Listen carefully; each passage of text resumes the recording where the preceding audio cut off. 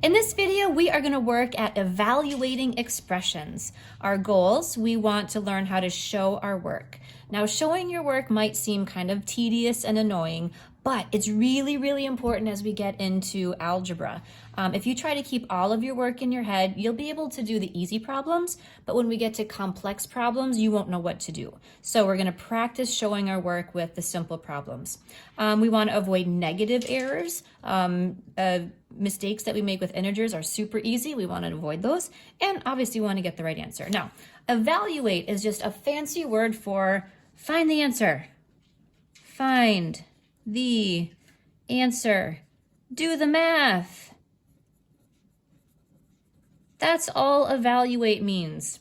And a lot of times when we're evaluating expressions, we're going to be using Pemdas. So just a reminder, P is our parentheses or our grouping. E stands for exponents. Then we're going to do our multiplication and our division, and we're going to go left to right. And then we're going to do our addition and subtraction, and we're going to go left to right. All right. When we're going to be showing our work, we're going to practice this because if you are good at showing your work, you can do pretty much any problem. We want to show our work vertically. That means going up to down. We want to show each step going directly below the step, beneath each step. So we're going to show you how to do that. If you can do this, it's going to make so much sense. Until you prove that you are a Jedi master at evaluating expressions, you need to show each step. Eventually, as you get better, you can start skipping steps. But for now, you need to show each step. That is training your brain what to do for each step. And box or circle your final answer because there's going to be a lot of stuff going on and you want to be able to find where your answer is quickly. So let's do some examples. All of these are going to be evaluating expressions and they're not going to have any variables in them. All right, number one, we have 7 times 9. Whenever you see a number right next to parentheses, there's an invisible multiplication symbol there. So that just stands for 7 times 9. 7 times 9 is, well, 63. And since this one's so easy, you could either write 63 to the right of it, or you could write 63 below it. Either one's fine. Number 2, now we're starting to get a little more. Let's see, Pemdas, I need to do parentheses first. So I'm going to do these parentheses and these parentheses at the same time.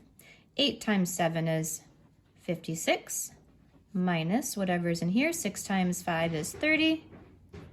Now that's the first step. Second step, I'm going to do what is 56 minus 30, and that is 26. And notice how each step goes right beneath it. Number 3, we have a fraction. There are invisible parentheses around your numerator and your denominator. Your numerators are grouped and your denominator is grouped. So I'm gonna have to figure out my numerator and my denominator. Now, I'm actually gonna go left to right because I think that's gonna be a little bit easier to see. So here is my fraction bar. My numerator, 36 minus 8. 36 minus 8 is 24. And my denominator, 10 minus 3, well, that's 7. And 24, I don't think that's right. 36 minus 8. That's 36, right? 26. What is 36? 28. Oh, my goodness. Hello. There we go. Thank you. My husband just corrected me. 36 minus 8 is 28, not 24. Now we have 24 over 7. And, oh, well, and 28 over 7 is just 4. There we go. Number 4. Oh, I have another fraction. I see that there's going to be a little bit more involved here, so I'm going to go down on this one. All right, now my numerator. Let's see. I'm going to try to figure out my numerator first. I have -4. There's an invisible multiplication here, and I have 3 plus 6. So I'm going to do -4 times 3 plus 6 is 9. So notice I'm just going to leave that alone. I'm not going to go ahead and try to solve this because I want to not forget about my denominator. All right, now there's invisible grouping here. 5 minus 14. I have a positive 5.